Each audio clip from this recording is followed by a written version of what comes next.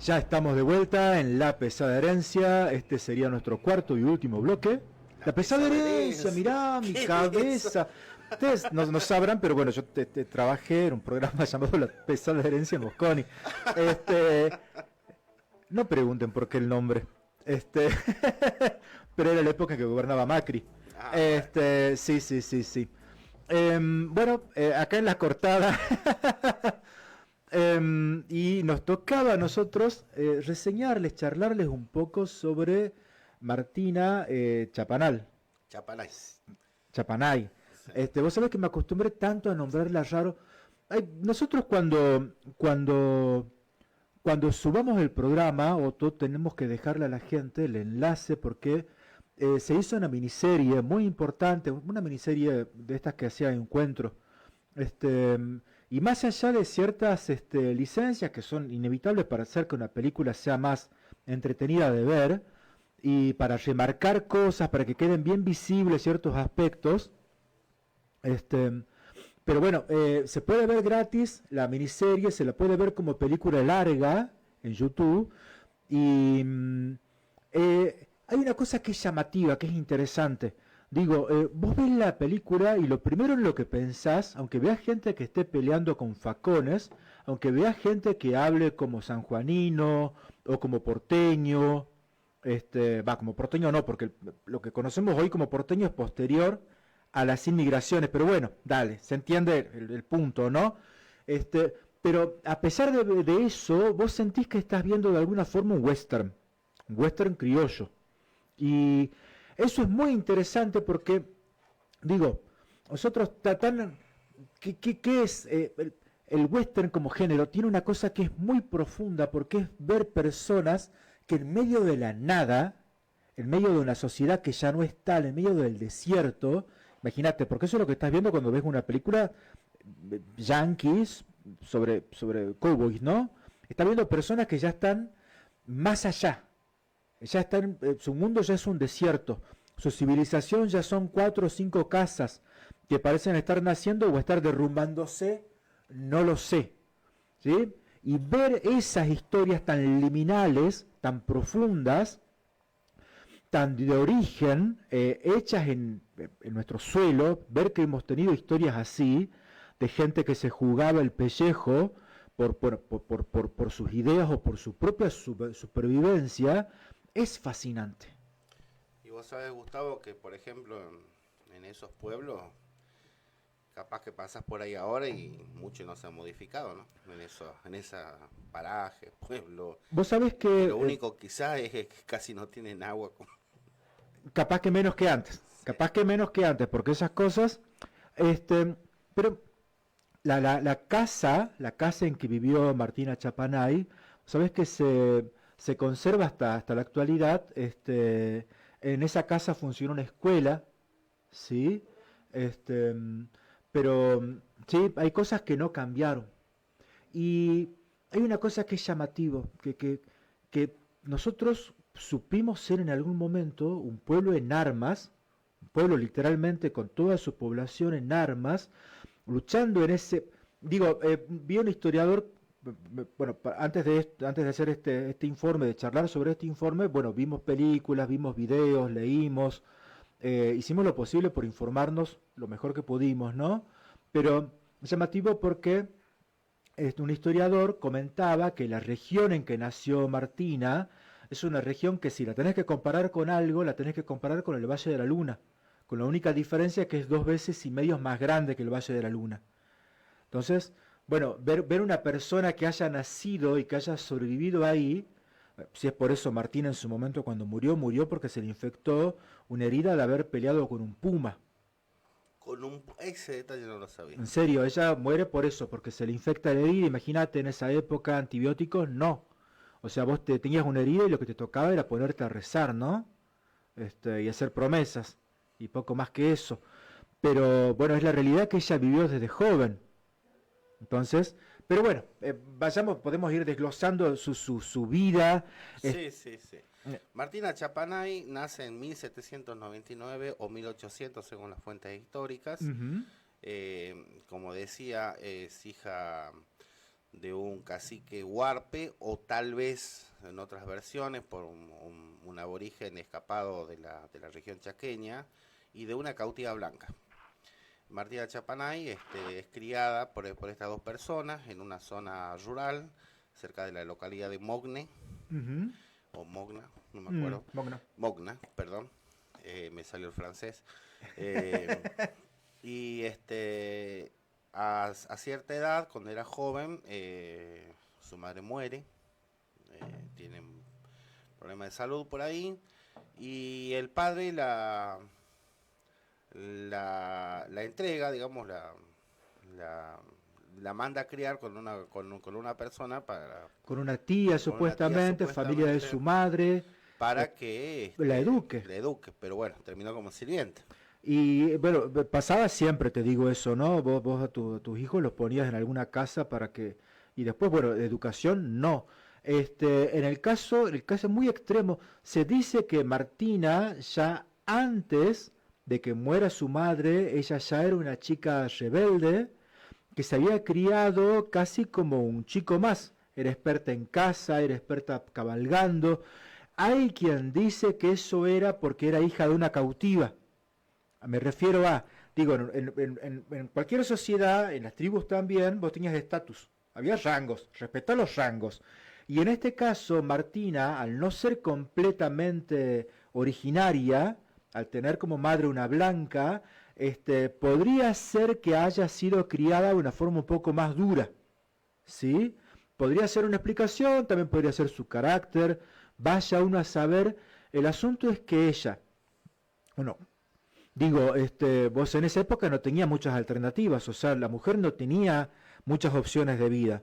A vos te criaban, te educasen o no, te criaban casi para servir dentro de una casa y educación no. Más, más allá de la que te podía dar la escuela parroquial, que ella ni siquiera tenía acceso a eso con esta tía. Se escapó para convivir con una banda de bandoleros. Así es, una banda de bandoleros. Estuvieron por toda la zona del noroeste, prácticamente, recorriendo ahí, bueno, haciendo sus actividades de bandolero. Y después tiene una relación. Pues sabes que hay una cosa, ¿no? Uno dice, ¿no? El bandolerismo, pero lo que se sabe actualmente es que normalmente cualquiera de estas bandas funcionaban casi siempre repartiendo algo a la comunidad, ¿sí? Normalmente robaban en los caminos, robaban a gente que venía pasando, después repartían algo en la comunidad y casi siempre buscaban justificar que estaban fuera de la ley con alguna excusa. No, yo porque hubo un policía que me odiaba, no, yo porque... Siempre había algo que justificaba el rol del bandido y que lo convertía en alguien que después llegaba a una localidad y no lo denunciaban, lo respetaban. Uno conoce, por ejemplo, la historia de Robin Hood, pero en realidad el bandolerismo funcionaba casi siempre así. Personas al margen de la ley, pero viviendo en las fronteras donde en realidad no había ninguna ley. ¿Sí? Entonces eran gente que, bueno, ella se dice que estaba en pareja con el jefe de la banda, con un hombre de apellido Cuero, ¿sí? De apellido, apodo seguramente Cuero. Es un apodo que podría tener cualquier chango en cualquier barrio hoy en día, pero que tuvo la mala idea de, asaltan una diligencia, ¿sí? Asaltan una diligencia y tiene la mala idea de agarrársela con con uno de las víctimas, que era un chango bastante pintudo, bastante blancón. Y cuando se da cuenta de que se estaban cruzando miradas con la Martina, ¿sí? Le pasa el arma a la Martina y le dice que lo mate ella. Martina se niega a hacerlo, lo matan a este pobre tipo, ¿eh? Que estaba ahí sin comerla ni beberla. Y bueno, Martina se enoja un poquito y lo mata a Cuero. Ya está. O sea, nada que te voy a hacer una publicación en Facebook diciendo que No, fuiste... no. En que esa fuiste- época no. no, fue mucho más concreto. A los bifes no. Sí. Una forma muy directa de escrache el que hizo la Martina. Un scratch de grupo de compra-venta. Sí, pero en serio te digo, ¿eh? En serio. Pero bueno, así queda la Martina, al mando de esta cuadrilla, ¿sí? Y también actuando como se dice, como una especie de Robin Hood, repartiendo, hasta que llega la Revolución de Mayo. Y una vez que llega la Revolución de Mayo, siendo de que la gente de la zona un poco la conocía, hay quien dice, pero sobre esto no hay fuente segura, que fue Quiroga, el tigre de los llanos, Facundo Quiroga, el que se la presenta a San Martín, cuando San Martín estaba organizando en Cuyo al ejército de los Andes. Sea que la haya presentado Quiroga o otra persona, San Martín la acepta, pero no la pone en línea de combate, sino que la pone como chasqui. Ten en cuenta de que ella era bandolera, así que si había una persona que sabía cómo esconderse en medio de las montañas y cómo llegar rápido de una punta a la otra, era el mejor lugar. No, y aparte hay que ser chasqui cruzando la cordillera de los Andes. Tenés que ser. Fuera de broma. Muy entrenado. Vos no sabés si vas a ir en zancos, en caballo o en qué. Te agarrás, llamás a la agencia de remisas del Cóndor. Porque no hay otra forma. O sea, ¿cómo llegás rápido en medio de montañas? Sí. Bueno, ella podía. Y está también el comentario de que decía San Martín que el mejor de sus soldados era su chasque y lo decía por ella. Había una cosa que es muy novelesca en el caso de la Martina, que mira, te digo, ¿no? O sea, ella inicia su carrera de bandolera siendo pareja de este chango, Cuero, y después se pelea un poquito con Cuero, ¿sí? Por otro chango, por otro muchacho, ¿sí? Pero al mismo tiempo era una chica de que se escapa de la casa de la tía, ella convertida en una bandolera, estuvo siempre vestida con chiripá, con las típicas botas de potro que usaban los gauchos, ¿sí? Y con el cabello corto. O sea, hasta hoy en día, digo, fue muy reivindicada cuando fue toda la efervescencia de los movimientos feministas y todo esto, porque era claramente una mujer que había peleado por ser lo que ella quería ser. No podés, ¿por qué? Porque sos mujer, mira cómo tenés... No, me lo corto. Ella se abrió camino sola. Se abrió camino, al precio que sea. Ahora, después está la época del federalismo. Pero lo que pasa es, San Martín hace toda esa campaña, San Martín se va a Perú y acá en Argentina, cuando San Martín llega, acá en Argentina entramos en la anarquía del año 20 y son 10 años donde el país se destruye y ella acá, que había sido parte del ejército argentino, del ejército de las Provincias Unidas y chasque, pero cuando empieza todo a ser un desastre, andá, matame al gobernador de la provincia de al lado, cuando eran todo un desastre de provincias que se peleaban entre sí y no había orden, ella directamente deserta, vuelve a su vida de bandolera, hasta que le toca nuevamente un gobierno federal, cuando aparece Rosas, y ella se une del bando de Quiroga. En la Liga del Norte. Y ahí, el problema con Martina es que con Martina no tenés casi fuentes. Porque ¿en qué sentido? En el sentido de que en su momento, siendo de que ella fue chasque del ejército de San Martín, cuando el país se empieza a ordenar, cuando el país se vuelve un poquito más conservador, nadie quería hablar de ella. Y hay 2 novelas que toman testimonios y hablan de ella, pero son novelas que fueron escritas, novelas te digo, no libros, no biografías, novelas, y son escritas ya casi en el siglo XX, ya en los años finales del siglo XIX, y lamentablemente son las primeras fuentes con las que se cuenta, más allá de algunos testimonios extras, y de las veces que fue perseguida, ¿sí? Entonces se une ella, es parte de la liga, como decías vos, del bando de Quiroga. También se dice que fue porque había ahí un chango que le gustaba, con el que ella fue pareja, que muere en batalla, pero ¿quién puede asegurarlo? Lo que sí es cierto es que combatió al lado del Tigre de los Llanos. Y después, Con el Chacho. y después con el Chacho. Ya en esa época, con las montoneras, en las montoneras ya que se oponían al gobierno unitario, Sí, con las provincias del interior muy castigadas, bueno, La Rioja y San Juan no tanto, ¿no? Pero La Rioja fue un polvorín, sí. cuyo uno de los chávatas, de los líderes más paradigmáticos ha sido Ángel Vicente Peñalosa, ¿no? Que después es muerto de manera vil. Ella también es pareja de Peñalosa, así que fíjate, ¿no? Es una mujer que no tuvo hijos, no tuvo hijos ella, pero sin embargo, bueno,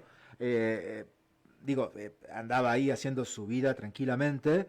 Em, lo de Peñalosa es llamativo porque, bueno, Peñalosa para la historia unitaria sigue siendo el caudillo ignorante, analfabeto, prácticamente un bandido rural. ¿Por qué? Porque la forma de organizarse de las montoneras, de los grupos, digamos, de los diferentes caudillos, era, llamabas a la gente, organizabas el ejército, ibas a la batalla. Luego estas bandas se desarmaban y cada cual vivía como mejor podía, pero en un mundo en el que ya la mayor parte de los hombres habían sido asesinados en guerra, donde cuando te aparecía un juez o la policía, normalmente en realidad era alguien pagado por algún bando político para que, para que liquide la oposición, porque era eso. Entonces para mucha gente Martina era considerada una bandolera, y el Chacho también. El Chacho lamentablemente funcionó bien porque su zona la dominaba perfectamente. Porque muchas montañas, desiertos, poca gente, que la persona que era parte de esa tierra y que la conocía, era muy difícil que sea desbancada, pero también tenías un límite. Estás en la periferia, poca civilización, poca gente, poca plata, poco de todo. Y ese era el límite del Chacho, que sin embargo la tenía ella. Sí, bueno, y el Chacho que no era un ganador nato de batalla. Y no, pero Palabra linda, sí. hablaba lindo, He preguntarle a la Martina. visto, he visto un pedacito, ¿no? Ahí en un documental que estamos compartiendo los dos, Sí, justamente de una proclama del Chacho, que lo interpreta un actor y la verdad que daban ganas de pararse y de decir, ¡viva, carajo! Eh, es impresionante porque nosotros, digo, ¿no? Hijos de toda una historia escrita por Mitre, muchas veces se consideraba que los caudillos eran simplemente gente violenta. Y al mismo tiempo, si te informas, si empezás a ver, leer las proclamas, los discursos, los idearios, era gente terriblemente formada, con las limitaciones de su época.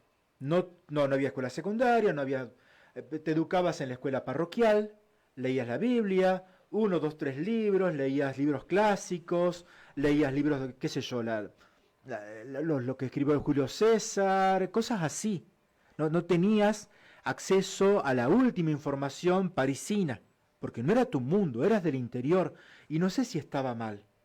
Capaz que estaba bien para construir un país nuevo, y que para esa gente que vivía en países que estaban en vías de formación, donde vos mirabas para adelante y veías el desierto, que tus palabras fueran capaces de sostenerte, no es poco.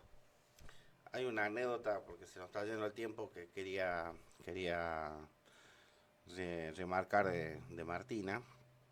Es que, bueno, el asesino del Chacho Peñalosa es un mayor llevado por el ejército, ejército del Estado argentino, ¿no?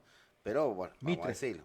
Que era presidente Mitre, un ejército unitario, el ejército de los unitarios, que ya era lo oficial en Argentina. Irgazábal, ¿no? Que Mm. decía, ahora me acuerdo. Lo traiciona al Chacho y lo degüella y le manda a cortar la cabeza. Y en su pueblo natal, si no me equivoco, en Olta, en La Rioja, clavan en una pica, en un palo, clavan con la cabeza cortada de Chacho Peñalosa, en una actitud de humillación y de tratar de de llevar civilización, como decían los unitarios, Sí, tremenda, ¿no? sí. Y esta muerte tan vil, tan salvaje por parte de Igazábal, es vengada por Martina. Lo que sabemos, si bien en la película que vamos a recomendar sucede de otra forma, es que Martina lo reta a duelo al asesino de Peñalosa. Y Igazábal, ¿qué hace? Dice que acepta, supuestamente, ¿o no? Igazábal no acepta el duelo, tenía mucho miedo de estar en un duelo de Facón y Poncho. Poncho directamente con Martina, y entonces pasa por cobarde. Y Gazábal entonces prácticamente entra en el ostracismo, es repudiado por cobarde, y queda digamos como la heroína, como una mujer valiente, Martina Carapachay, que lo desenmascara a Igrazábal, que como hombre no Como servía, asesino servía, como ahora asesino, como hombre valiente no. como hombre valiente no servía, si no estaba acompañado de sus soldados era un cobarde. ¿Sabes qué? Me llama la atención, ¿no? Hombre de Mitre. Hombre de Mitre, uno sabe, la historia argentina fue prácticamente escrita por Mitre, ¿sí? Y al mismo tiempo pienso, ¿no? Nosotros que estuvimos hablando en los bloques anteriores sobre esta cuestión, uno ve el país y uno termina pensando qué grandes cosas pasaron. Ahora, me pongo a pensar, tomando en cuenta que si vos ves la historia o esta película de Martina, ¿sí? Martina, vas a ver un mundo naciente, un desierto. Gente a caballo, gauchos, que estaban tratando de hacer algo en donde no había nada, ¿sí? Y nosotros estamos casi educados, una nación joven de 2 siglos, pero estamos educados para pensar que hubo un pasado grandioso. No sé si lo habrá habido, pero creo que si pudiéramos ser capaces de volver a mirar hacia adelante y decir, no tendremos nada, pero qué interesante lo que podríamos llegar a ser si nos animásemos. Bueno, tampoco era un desierto, sí había gente, ¿no? Había, mucha menos después de que, bueno, vencieron los unitarios, te voy a decir, ¿no? Y mucho menos después de la conquista española. También, ¿verdad? Sí, sí, esa Argentina que se iba formando como Estado, que fue desplazando poblaciones, reemplazándolas por otras y después reemplazándolas por otras más. Claro que iba buscando su identidad. El gaucho, como decía, es traicionado por el Estado prácticamente, Sí. es casi exterminado, Ujú. porque lo que vemos actualmente, más que todo, si no son poblaciones marginarias, rurales, de campesinos nómades, que así lo defino yo a los gauchos, ¿no? Campesinos nómades, ganaderos, Sí. fue totalmente reemplazado y lo que vemos es mucha gente que reivindica ese pasado o que trata de apropiarse de esos valores, como un ex gobernador que hemos tenido acá en Salta, que es muy famoso con su foto de gauchito. Bueno, casi todos en algún momento se Ay, sacan la el foto, te gobernador digo, ¿eh? también. Es un mal de muchos, como Es un mal diría de el Martín muchos. Fierro. Pero bueno, y ese país que se fue definitivamente, ya a principios del segundo ya a principios del siglo XX, que fue reemplazado prácticamente por otro. Pero vos me estabas diciendo, y esto cuando estábamos con Antonella también estaba escuchando, Mm. de que el país grandioso que parece que fuimos en realidad nunca existió. Yo la verdad que no creo. Digo, ¿no? Siempre hay hitos que uno puede mirar, ¿no? Siempre hay hitos. Pero uno cuando ve un hito, uno tiene que ser consciente de que eso fue la cúspide de algo. ¿Qué sé yo? Nosotros, por ejemplo, tuvimos una industria automotriz interesante. Modelos propios. Jeeps hacíamos, camiones hacíamos, pickups. Somos de los primeros que hicimos en el mundo. Con Aviones de reacción, aviones a reacción. energía Y al mismo atómica. tiempo, después si te informás un poco, seguíamos siendo el mismo país que seguía teniendo fronteras pobres. Nosotros estábamos, yo pienso, muchas veces estuvimos a punto de. Si nos creemos que siempre fuimos los campeones del mundo, mal nos va a ir. Pero si somos capaces de ser conscientes de que estuvimos a punto de hacerlo, quizás la siguiente vez la hagamos mejor. Y la siguiente vez tenemos que hablar a partir de las 19 horas y no a las 20 horas. Dale. Nos encontramos el sábado que viene entonces. Sí, este ha sido el programa 17 de La Cortada. Uh-huh. Hemos tenido nuestro invitado, que ha tenido más saluditos acá. La verdad que ha sido un boom. Felicitamos a la familia. Felicitamos a la familia. Sí. Y hemos hablado acá de Martina Chapanay. Ojalá que practiquemos el mismo modelo y nos veamos algo entre semanas para preparar algo.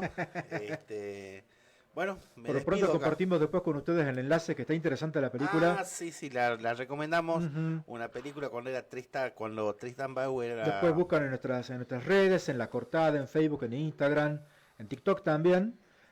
Bueno, en redes personales. Vamos a dejar ahí enlace. Está interesante de ver. Muy bien, hasta luego.